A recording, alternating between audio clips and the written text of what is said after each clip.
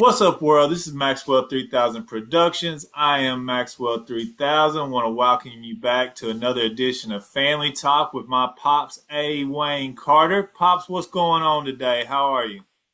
Oh, doing great, doing great. Had a good little church service and not much exciting, but good group. Had some visitors there. Yeah, man, I got to tell you, and you know this because you've got to experience, listen, and watch Dr. Nettles perform. But when he does an interpretation on, well, just about anything often for our offertory music, man, it just touches me somewhere that I almost can't explain. And that idea of the arts and the fine arts being maybe not the ultimate, but a very big way to display the glory of God. And, kind of going back to those things of what is the chief end of man? And the chief end of man is to glorify God, Yeah. right? And, my heart is broken and mended and uplifted all in the same movement. What piece did he do? He did, what is it? The deer. Here, hold on. I have.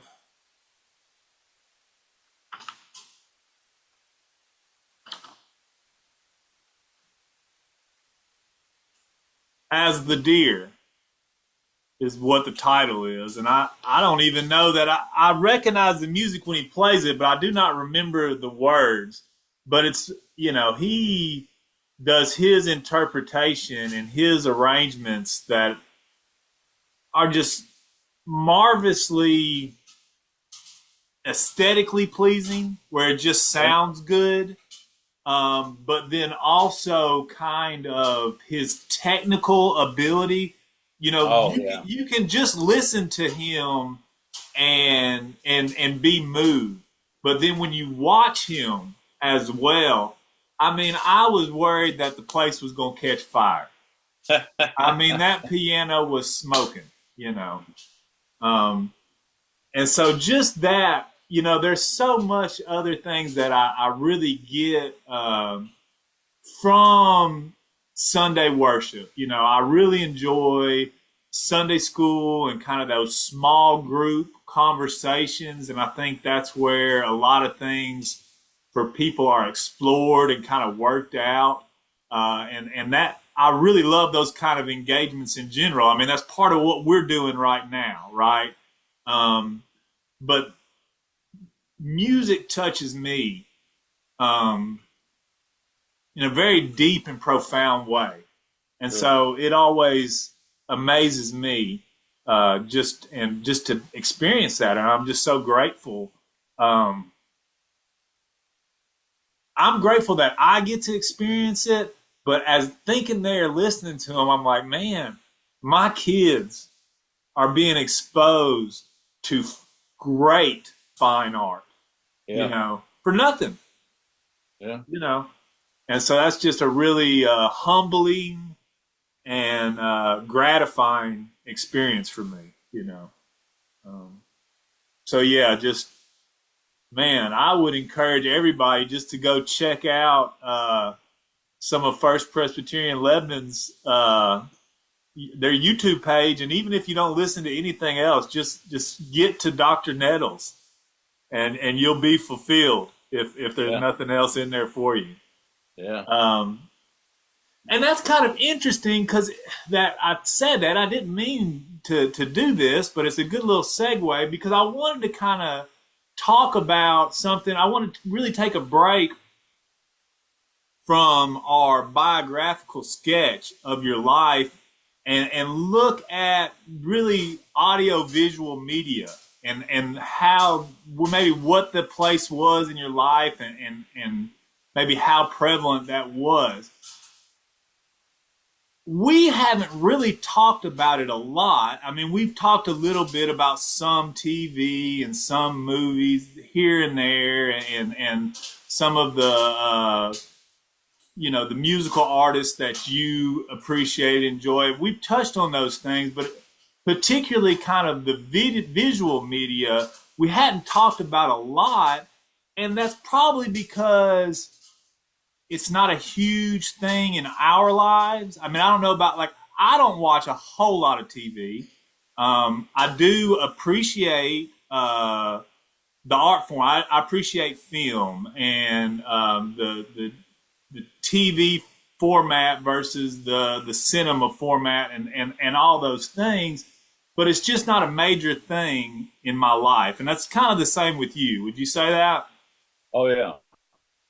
But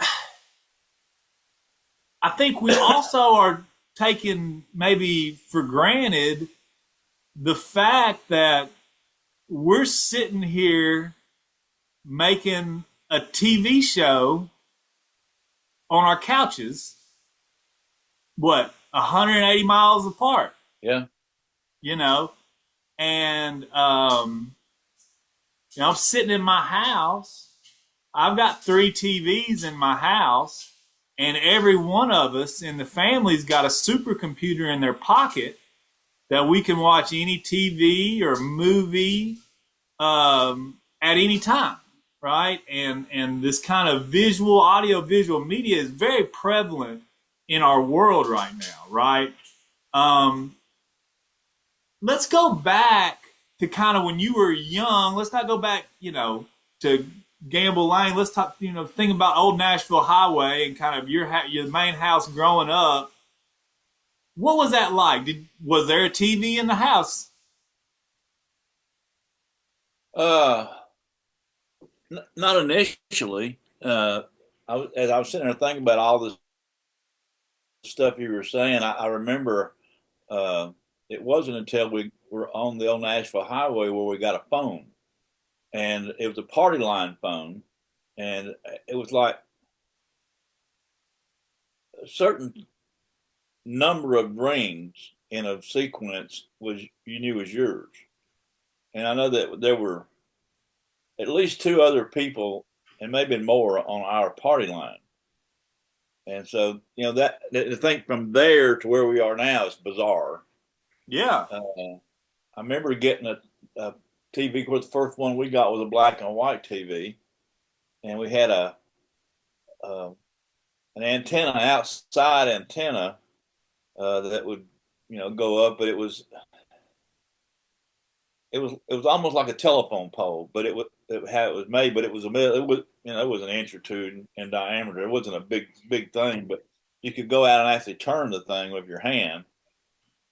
And I remember it was a certain direction you could get the NBC and the CBS affiliate, and then if you wanted to get ABC, you had to go turn it. And those are the only 3 choices. Okay, and so we had talked about, some of the media that your folks kind of consumed, and you said that, particularly to Grandma, the radio with the gospel hours and the Grand Ole Opry, and I remember being young and even watching if you were at Grandma and Granddaddy's house, you were going to watch the Grand Ole Opry when it came on, What was it kind of like when y'all got that first TV? What were the rules of the house? I mean, were you allowed to touch the Joker? No, I mean,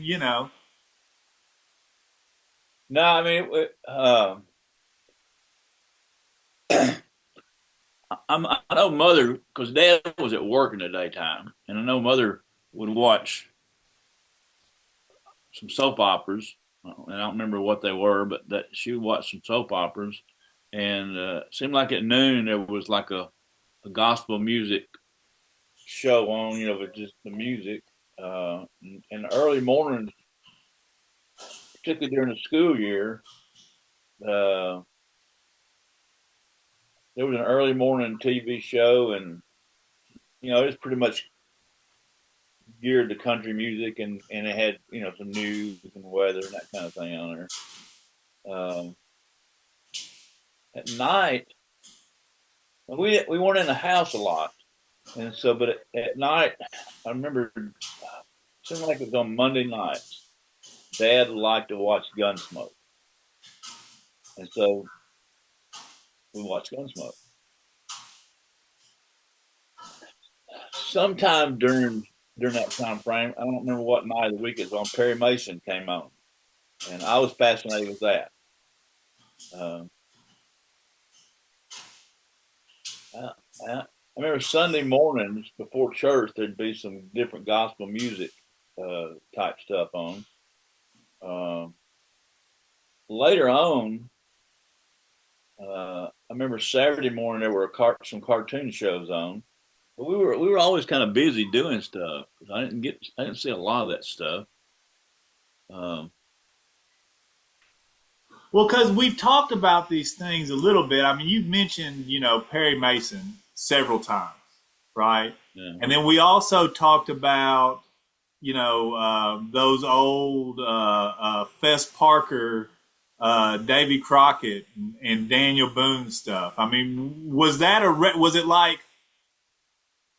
Because maybe it was Friday or Saturday night used to be like the magical world of Disney. Is that I remember those things as a kid, and that's kind of where when we would watch those Davy Crockett stuff. Did they have those when you were young?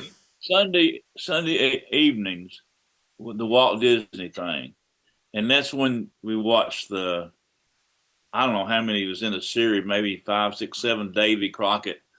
But didn't always get to see those because we were going to church most of the time at Sunday nights. So it was kind of a special event if I was able to watch something on TV on Sunday nights. Okay.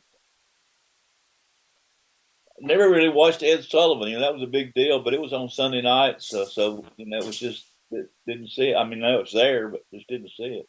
If it conflicted with church, it was out, right? Is that? Yeah. And that would, carried on through your tradition when you were raising your children, and a lot with my children. When it was introduced to the house as a kid, did it integrate into the family lifestyle pretty seamlessly? And did it just all of a sudden, hey, Matt Dillon's on Monday nights, Perry Mason's on Thursday or whenever, and it was just like, All I really remember was Gunsmoke. Dad watched Gunsmoke. It was on Monday night because I remember, in there, and the area where Dad hung out when you knew him was not finished. It was still a rock garage, so it would have been in the family, not in the living room. We didn't get low in the living room. Mama kept that clean for guests, so it was that other room. So the den in the corner, and I remember Dad watching that TV, and of course the window would be cracked, and he was smoking a cigarette. that was, Well, that amazes me because I never remember Grandma letting Granddad smoke in the house. Oh yeah. Okay. That's that. And I'm thinking about how y'all were and how that house is, and that den is really kind of in the middle of the house. And then Right. The kitchen was right off to it, but the way that the kitchen was and the kind of eating table that was right there, you really can't see the TV from the dinner table, right? Right, yeah. Would it be on? Did y'all kind of eat dinner together as a family? I don't know if I asked that, or was everybody kind of doing their thing? And Grandma would have it made, and just you came in and ate when you could. Brother was always doing something else, so he probably ate earlier. But then Dad, I usually ate with Dad at the dinner table, and Mother would be around and doing things when we were there. I never really saw her a lot to sit down and with us. She was serving us or getting the tea or whatever she was doing. So I mean, Donnie was there when he was there. He had dinner with, but he was like, playing football and going studying and all this. He Yeah. pretty busy. But the TV was not on, or No, was it on? Was the no, radio on? I mean, what? I don't even think the radio was on. Okay. And was it like after dinner? Then did y'all gather in that den and maybe watch some TV before bed, or did that become like a Yeah, regular thing, or was that Monday an night was the only one I remember being regular. uh, and that wasn't always like, Dad was played a fairly significant role in the Carpenters local union out of Nashville. And so Monday nights, I think like once a month they met. And so that Monday night he would, eat dinner and head back toward Nashville. Okay. And I went with him sometimes to those meetings. It was pretty neat. That's kind of interesting, and it's interesting to me how some of these things just kind of naturally get embedded into our personality or naturally embedded into our lifestyle. Because in my young life, I mean, you carried me a bunch of places. Work, guard Uh, weekends, Army Reserve weekends. You know what I mean? Maybe some places probably didn't need to be with some of your work stuff, but that's a whole different. But it just didn't kind hurt of you. is consistent. You know what I mean? Yeah. All right. So, what about like with your friends at school? Was there something that was like, particularly maybe with these cartoons or these other shows that you liked? Was there stuff that like this is going to be talked about at school, so I'm trying to consume it. I'm trying to know a little bit about it. Or, I mean, did y'all play Marshall Dillon on the playground? No, now, of course, when I was, probably, 8, 9, 10 years old, uh, we did have a playground, and we would play it. We would play combat. There was a TV show on combat, and I didn't see it all the time, but it was, obviously Army stuff, and we would play combat. Um, but we didn't really mimic a whole lot of what was on TV. I don't think. Okay. And what about kind of sports media? Is that that's probably those local channels, right? Is where that comes in at. Did y'all watch sports on TV at the house?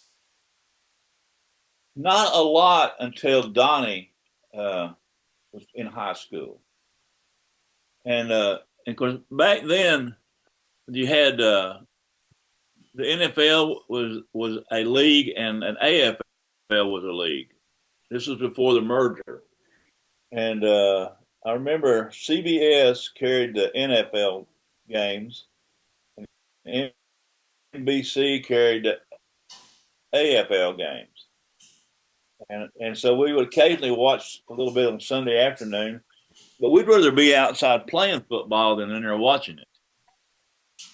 So we didn't really watch a lot of that, but I do remember seeing it some. And what about your folks? What about granddad and grandma? Because I remember, gosh, me and granddad would sit in the garage, we called it, his man cave, we would probably call it today, and we'd watch college football all day. And I remember, they even had one of those kind of caricature paintings or prints of all the mascots in the SEC and stuff like that, and that stayed on Well, that would have been y'all's mine, by the way. your bedroom on y'all. Well, I say y'all, I Yeah. mean Donnie and yours, not that room that y'all. I mean, gosh, dog, it might still be there for all I know. Yeah. Was there any Well, like? they didn't really, coming up, didn't get into that. I don't think they really got in. I mean, I think mom and dad got into football because of brother, and then me later on. Uh, but I don't know that they really was a fan of anything. Like me. Donnie was a Green Bay Packer guy. I'm a Green Bay Packer guy, and so that's I credit brother with that. Yeah, yeah. Um, did and this is I'm really wanting to focus on this idea of electronic and audio visual media, but I'm just wondering in our conversation here, um, did y'all go to a lot of Donnie's games on Fridays and stuff like that? Was that kind of like Yeah. when I grew up? You remember when I was growing up in the early '90s in Cleveland, Tennessee. Cleveland High School had that run of state championships when they went back to back to back, and it was very much like what you might see on some of these programs as far as this nostalgia with small town football. The town almost shut down on Friday nights if it was a home game. Did I lose you? Yeah, that's the way Smyrna was. Because with no Laverne had an elementary school, and so we all went to Smyrna. And on Friday night, because when brother played, you know where I went to high school at in Smyrna. It's not where it is now. Right. Now, that was where I went was like the newer school. Where brother went, I don't know what's over there now. It's like a rock, but yeah, Friday night everybody went to if it was a home game went to Smyrna High School. Okay. Um, okay. And we're going to get back to this kind of audio visual discussion because I want to know as you kind of grew at your parents' home, did y'all's consumption kind of steadily increase? Your consumption of media on TV, or did it kind of stay the same? Well, I think for me it was more of a radio. 'Cause I remember, when brother went off in the army, radio, and start listening to rock and roll music, and then getting a record player and getting long play, albums was. I was probably more focused on that than I was TV or anything else. I can see that, and probably you probably had more control over that, right? Because you could be in your room with the radio. Right. Oh, absolutely. Okay. Right. Yeah. What about when you got your own place? You got out of the house, and is your first experience? When did you kind of move out of your folks' house? Really and truly, when I went in the military. That's what I thought. When you went to Mississippi. When went to San Antonio, Texas, where basic training was. That's where it was the first time, really. I mean, I had some friends that had apartments in Murfreesboro and stuff, and would hang out with them some. As far as really having my own, I never really had my own place. Yeah, yeah.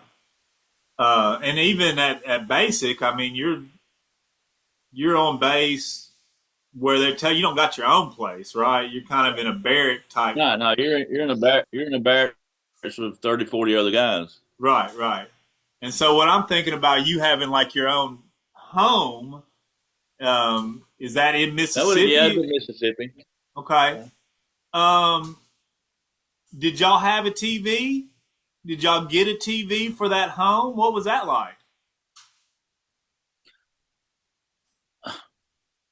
I'm almost assured we did, but I don't remember ever because when I was in Mississippi, I was in air traffic controller school, Yeah. and in the military, and so that was a lot of stuff. So I really didn't watch a lot.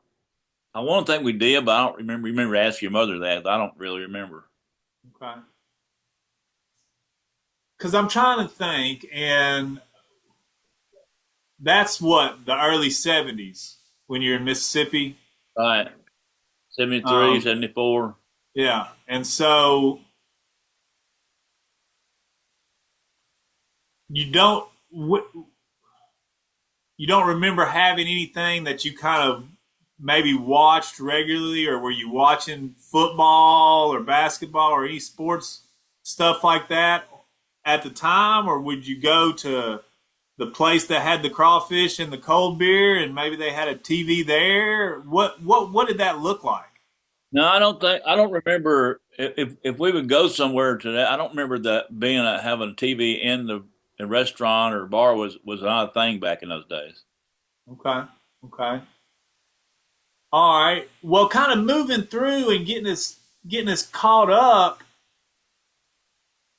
It seems to me that there's this obvious progression of technology and media consumption in society. It seems like the progression would probably track in your individual life. So that's what I'm trying to see. Can you look back and say, well, you know, I started watching, MASH, right? When does MASH come out as a T? I know there was the movie, but then later on, was that like the late '70s, early '80s? Do you kind of start watching that regularly, or when do you remember I didn't starting really to watch watch it regularly. football? Huh? Yeah, I mean, we would, but when I started watching it on TV, I'm trying to think because I mean nothing was regular. If I caught a game on TV, it would just happen to be I'm not studying because during the '70s, I'm pretty much studying, Yeah. and so if there's some time off, yeah, I might have watched something on TV. I just don't remember all that. I know MASH was on. I I probably saw more reruns of MASH than I ever saw when it was originally cast. Yeah. Yeah. I understand that too. Um, okay. Well, maybe I'm beating a dead horse with this, but it just seems like maybe it's something that we've kind of taken for granted how prevalent it is in our life now, and the big change. I mean, just in my life, um, there is a time before cell phones. And now you think about what the cell phone is now. As you're talking about this, as you're talking about it, I have to. I'm just thinking about a big change in media for me would have been Desert Storm, We're talking about 90, 1990, 91. 1991. Yeah. Yeah, because I remember we were still uh, operating a war room with big maps and having liaison people from other headquarters communicating back forth because communication is important. Everybody knows what's going on, right, left, up, lower, all that communication to make sure things are coordinated in a battle. And we had gotten some new technology called a computer. People were starting to communicate more on a computer and you could see things on the battlefield. I mean, I actually see them, but get that communications back in real time because you had maps, and you could follow the movement of units on maps in real time, and that was in my mind the changing point, and when the whole thing about I can call it media or computer technology really I became aware of it. Hmm. Hmm. Okay. Um, how was digital media used, if at all, in the academic realm? Did your undergrad professors utilize any of that technology other than maybe the projector? Um, did they utilize audio clips or video clips or anything like that for supplemental uh, educational material that you remember? Not really. Okay. Okay. All right. I mean, like you said, they have an overhead projector and those kind of things, but it's not as far as watching a video or listening to an audio. Now, we did. I take that back. When I took a French class, we did have the go into the French lab and listen to people speak and that kind of thing. Yeah. That's very interesting because I bet now if you're pursuing an undergrad degree in political science, some of your assignments at that junior and senior level is going to be go listen to this podcast and write a reflection, right, or an opinion. And nowadays, right, it's almost an overuse of digital and electronic supplemental material in education, where kids often figure out how to beat the video game versus really learning the material. So that's just kind of interesting to me. What about coming into the '80s and having a young family and getting into your career? Obviously, there by the '80s come around, there are more channels available than ABC, NBC, and CBS. You at least got PBS on there somewhere. What did it start looking like at the house with that kind of digital media? Was like Rachel watching Sesame Street or whatever? Do you remember anything like that? Yeah, I mean, you may have a better memory of that since you were one of them, but in my memory is, sort of after school or after daycare or whatever it was, uh, uh, there may be some media on until one of us could get there and get you all and start doing something. Yeah. So yeah, it was a good thing. I mean, it was a yeah, like, but I don't. And maybe you have a different memory of it, but I don't remember you all sitting around for hours at a time watching TV.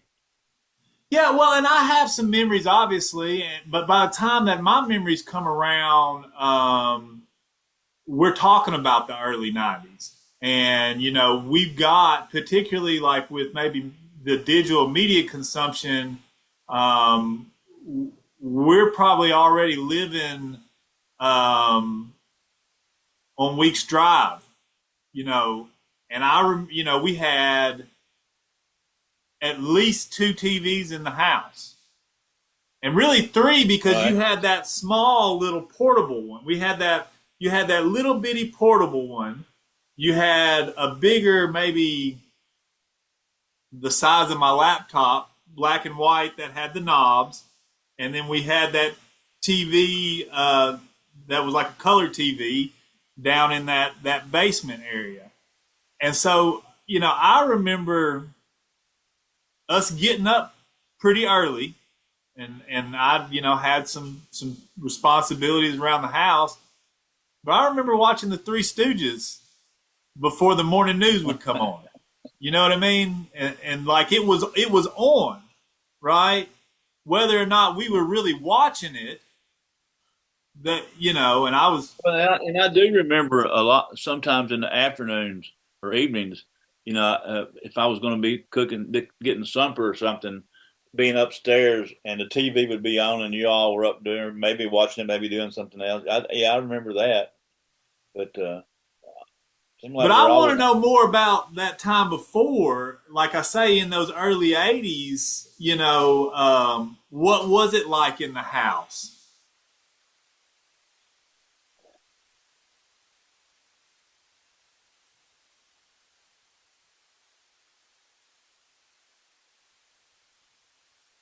Yeah, I don't remember a lot of us being. I mean, I know we were, but I think we were doing something.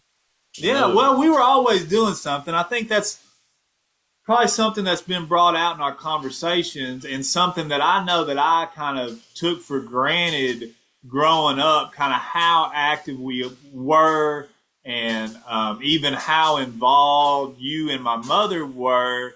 Um, because I just thought that was normal. You know, when you grow up, you think that your life is just normal and everybody else's is kind of like yours. And then I come to find out that my parents were pretty religious, and, and my parents, were pretty active and athletic, and we did stay doing stuff, but you don't realize that's not kind of the norm until you get other people's experiences, right? And just an example of that I never realized as a kid, but I tell people that I am probably one of the most churched individuals that there is. I've been to every kind of denomination you can think of. I was christened as a child in the Presbyterian Church, baptized, submerged in the Baptist Church, and I've rededicated myself several times. I mean, I've been baptized out in Parksville Lake, and been to Roman Catholic services, and just every kind, almost every kind of Christian service. I've experienced a lot of that, and the Advent stuff, and I remember us having our own Advent wreath, and us doing a Bible study and lighting at home, and I just kind of thought that was a normal thing, and kind of found out that it's not. So I think with this digital media thing, there's probably something there that we've probably taken for granted and really missed, or even miss in our life now, that we take for granted that I have a supercomputer in my back pocket, and I felt like it was probably something important for us to talk about, because it is so much more prevalent now than it ever has been, and it's going to increasingly be that way, I would say, right? Oh yeah, just to kind of parlay off that a little bit, I'm struggling right now with this. I've got this very complex case that I'm working on in Monroe County, and the government is just dumping discovery stuff on us left and right, and all the discovery is now being processed or sent to us via computer, and it's so much of it. I don't. My computer will not hold it all, so we had to go buy another hard drive. Yeah, to be able just to, and so and I'm having and I told the court this in open court. I said, my client suffers a handicap by having me as his attorney, because I'm used to processing and seeing things and getting my hands on documents, and I'm struggling with this. So yeah, it's a big deal. Do you find you struggle consuming different kinds of media? I think I struggle consuming written language via the computer, and via even in a digital format. I can do better if it's in a tablet, and kind of the screen looks more like a page, and I can scroll with my fingers and things like that. But reading text on a computer or a laptop, I don't consume it as well. I don't take it in and understand it. I maybe have to read it more times than if I had a physical book, or even just some papers in my hand to flip through and read. Have you experienced anything like that? Absolutely that. Absolutely, because on the computer screen, I tend to skip or go through it really quickly. And if I've got a document, a hard document in my hand, and like you say, I read it. I may underline it. I may make a note by it. I may come back to it. And I don't do that if it's just on the computer. Yeah. Yeah. It's interesting. I'm starting some stuff this fall, kind of another academic pursuit, and kind of getting some of the readings. And I had to go to the library. Everything I can access online, there's free links to PDFs and files for me to be able to consume. But I started looking at this stuff and I was like, golly, let me just see what the library's got. You know what I Or mean? download it and print it out. Print it You off. know? Yeah. Yeah. But I was lucky. There's a novel I've got to read, and then a couple of chapters out of a couple other books. I couldn't find everything at the library, but I got half of it, in my hot little hand, and that is going to help me to consume it and Yeah. and really take it in a meaningful way. Um, so that's Yeah, interesting. well, I taught at Cleveland State for about 4 or 5 semesters, and this was back in the oh right before the turn of the century. And so, what I did notice was some of the students uh, really didn't give me good papers because they were cutting and pasting rather than reading and giving me their thoughts. Hmm. Yeah. That's probably, well, I mean, that's a big deal. In academia, it's always been an issue, particularly with undergrad, of them wanting to kind of find the easy way out. And I have mixed emotions. There's this duality of man, right? Because I am somewhat ashamed and somewhat proud of what I'm going to tell you right now. But I used to collect a pretty handsome fee to draft papers for individuals at different academic institutions. Now, I'm ashamed of that because it takes away from my academic integrity and the academic integrity of the institution. And I I hold that to a pretty high standard. Particularly now in my life, I hold myself to what I feel like is a pretty rigorous academic standard. And so the idea and integrity in general is an important value, probably, and that's come through in our conversation. That it's a traditional family value, right?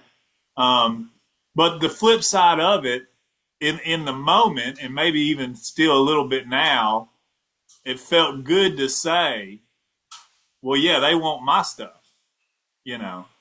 Um, Yeah, yeah, well, I but it's understand that. still now it's the chat GPT and these large language model AI systems that you can put a prompt into and they can give it right back to you. And so, yeah, And there's a whole part industry of the learning created. process, I think part of the learning process is the research.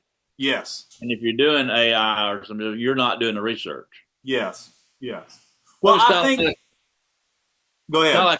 it's kind of like a Hmm. sermon. I do a lot more research and find a whole lot more data and stuff getting ready than actually goes into the sermon itself.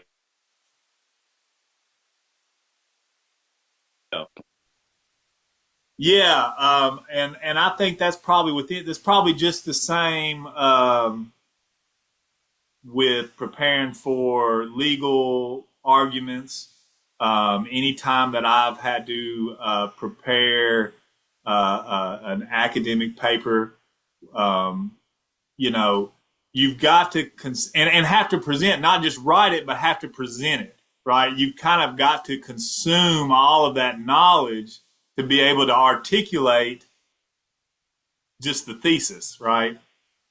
And so it's something else that's become thematic, that work ethic, that getting out and getting to the real meat of the matter, whether it was in your military career, whether it was in your construction experience or in the legal field, kind of those inner workings and the nuts and bolts is really what makes you a practitioner, whether than or like a journeyman practitioner versus just a regular hand, I guess, if that makes sense. Yeah.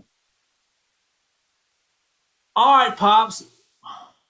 We've talked about a lot and maybe hadn't talked about much at the same time, but we've been going for a little bit, and on top of that, my internet's trying to be a little shaky.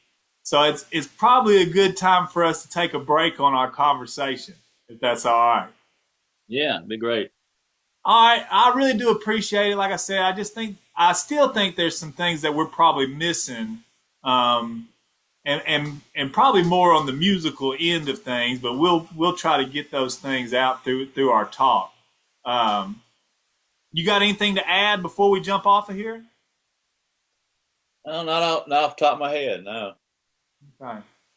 Well, it's just really strange from going to,